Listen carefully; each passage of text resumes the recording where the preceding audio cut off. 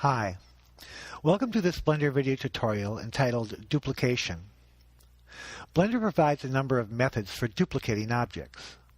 To demonstrate the duplicate tools, I've placed 3 monkey objects in my Blender scene. To duplicate an object, simply select it and press the duplicate button located in the 3D Viewport Tools panel. The shortcut for this command is Shift-D.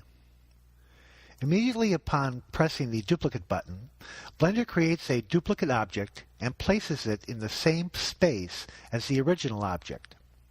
It also places it into grab mode. You can move your mouse to see the duplicate object and left-click to place it. You can constrain the movement of the duplicate object by following the command with either the X, Y, or Z key. Here I will select the original monkey object and press Shift-D, followed by the X key. This constrains the duplicate object to move along the X-axis. Duplicate objects created with either the duplicate button or the Shift-D Blender shortcut are independent objects. Note that Blender automatically names the duplicates using the .001, .002, and so on suffix. Any transform, move, rotate, or scale, or any modification or edit done to the duplicate will not affect the original or any other duplicates.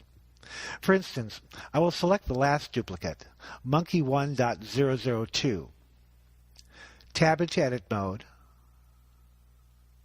select some vertices, and then move them.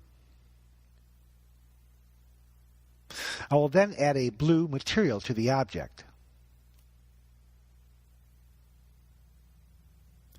Note that the original and the other duplicate objects were not affected. Now, even though the duplicate objects are independent of one another, the original mesh data and the original material data is duplicated. For instance, here is the Monkey 2 object. The Monkey 2 object has a red material attached to it. I'll select it and press Shift-D and make a duplicate object. Notice that the duplicate shares the same red material.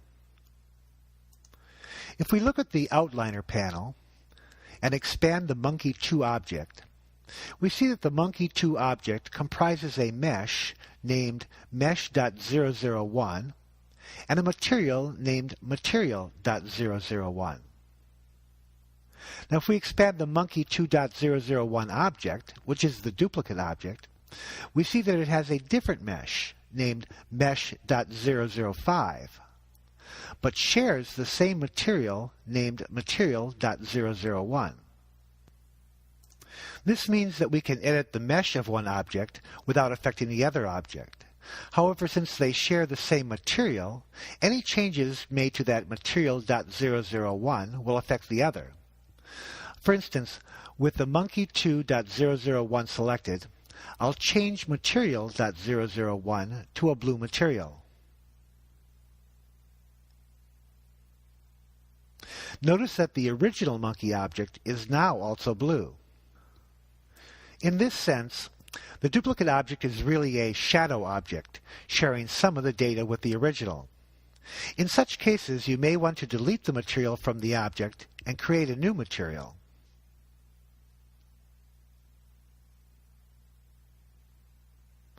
Once the objects no longer share the same material, the material can be edited separately.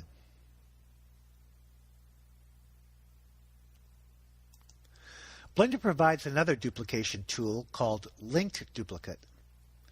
Linked duplicates are clones that share the same mesh data.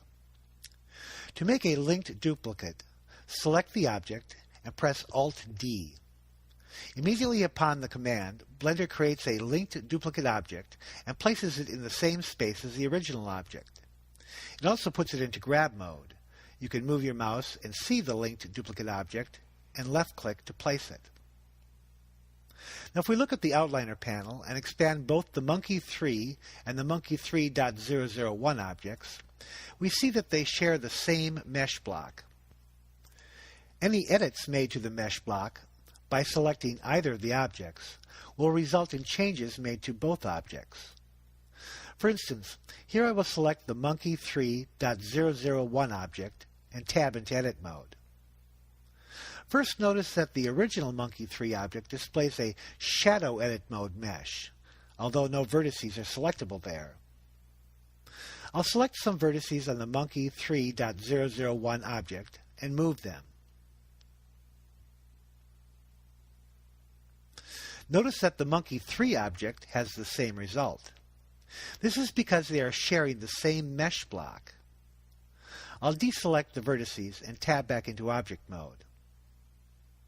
If I add a material to one linked duplicate, the material will be associated with the other object.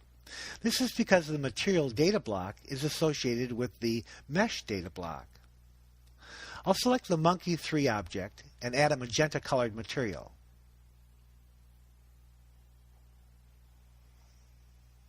Note that the other linked duplicate object has the same color as well.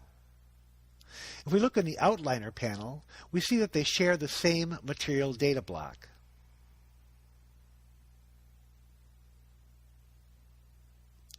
Now, even though the linked duplicates share the same mesh data block, they are still individual objects, and as such, object-level transformations like translate, rotate, and scale are still separate.